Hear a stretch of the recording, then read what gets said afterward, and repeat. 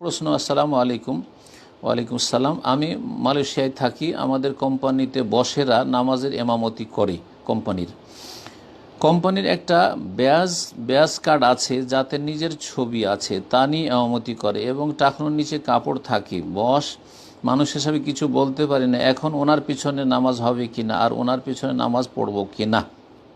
জি, দুটি বিষয় এখানে। একটা রয়েছে যে টাকনার নিচে কাপড় পরে, এটা হারাম এবং জাহান্নামে যাওয়ার কাজ। আল্লাহ হেদায়েত দান করেন।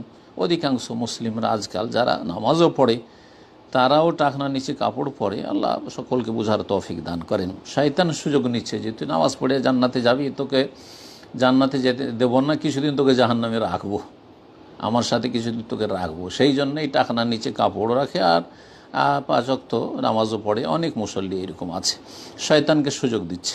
জি, জ্ঞানী মানুষ শয়তানকে মোটেই সুযোগ দেবে না। তো এটা কাবিরা গুনাহ এবং জাহান্নামে যাওয়ার কাজ। বাকি ব্যাজ কার্ড রাখার তাতে ছবি যে রয়েছে, এই ছবিটাকে যদি পকেটে ঢুকিয়ে নেয় বা কিছু দিয়ে আড় করে নেয় তো এটি হচ্ছে তার জন্য উচিত, অথবা নামিয়ে রেখে দেয়।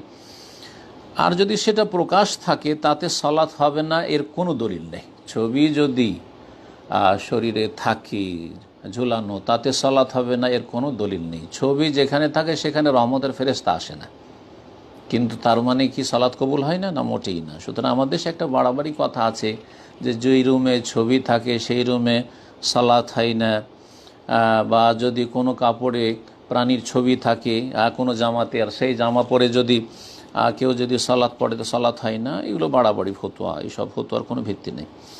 যাই হোক, যদি বলা সম্ভব হয় তো বলবেন, আর না হলে ইনশাআল্লাহ তাআলা তার সালাত হয়ে যাবে। তার ইমামতিও শুদ্ধ রয়েছে।